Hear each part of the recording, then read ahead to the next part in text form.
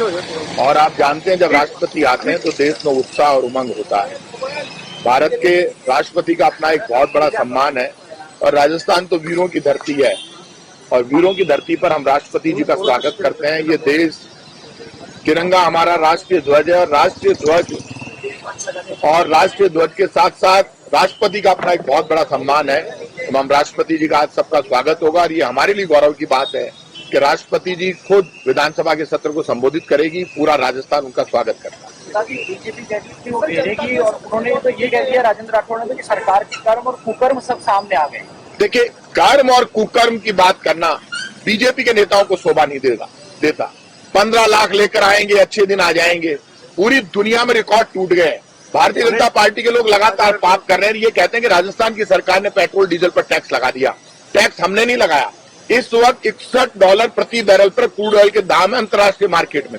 सरदार मनमोहन सिंह जी जब प्रधानमंत्री थे, सोनिया गांधी जी यूपीए की चेयरपर्सन थी, तब क्रूड ऑयल के दाम $130 प्रति बैरल थे, लेकिन पेट्रोल और डीजल 70 रुपए लीटर के नीचे बेचते थे।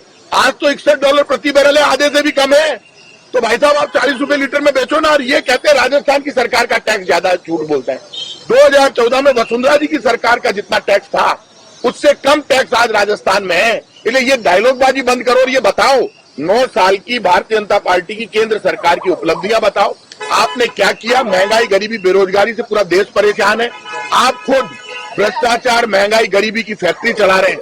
आम आदमी दुखी है। 2 करोड़ लोगों को रोजगार देने की बात आपने कही थी। 2 करोड़ लोगों को छोड़कर आपने 2 लाख लोगों को रोजगार नहीं दिया। इसलिए मानकर चलिए भारतीय जनता पार्टी सिर्फ डायलॉगबाजी करती है, खुद की उपलब्धि बताती नहीं। और मैं आज कह रहा हूं, ये राजस्थान की धरती है, ठाकुर जी की धरती है, गोविंद देव जी की धरती है। जयपुर से बोल रहा हूं, बीजेपी का पता नहीं चलेगा, सफाया हो जाएगा। हमारा काम बोलता है, हमारी सच्चाई बोलती है। कोई भूखा नहीं सोएगा, इलाज के अभाव में किसी की मौत नहीं होगी, चाहे मेरा पूरा खजाना खाली हो जाए। जहां का चीफ मिनिस्टर ये बात कर रहा हो, राजस्थान की जनता का आशीर्वाद कांग्रेस के साथ है। इनका पता नहीं चलेगा और विधानसभा में इनको ठोक कर जवाब देंगे। इनका झूठ, फरेब और धोखा चलेगा नहीं। झूठ, फरेब और धोखे के आधार पर, गलत तथ्यों के आधार पर झूठे आरोप यदि विधानसभा में बीजेपी लगाएगी तो मैं बीजेपी को खुली चुनौती देता हूं। जो भार आपने झूठे आरोप, जो भ्रष्टाचार के राजस्थान की कांग्रेस की सरकार पर लगाए, यदि दम है तो सदन में टेबल करोगे, कानून कायदे के अनुसार बहस कराना। सच्चाई सामने आ जाएगी, क्योंकि बीजेपी का और बीजेपी के नेताओं का सबका चेहरा काला है और सच्चाई सामने आ जाएगी। कांग्रेस डरती नहीं है, हमें लड़ना और मरना आता है। हमारी पार्टी का नेता राहुल गांधी है, जिसकी आपने सदस्यता छीन ली, मकान छीन लिया, लेकिन बजरंगबली की कृपा हो गई और कर्नाटक से बीजेपी का कार्यालय, मकान, दुकान सब छीन लिए। वही शुरुआत जो कर्नाटक में हुई, राजस्थान में हुई।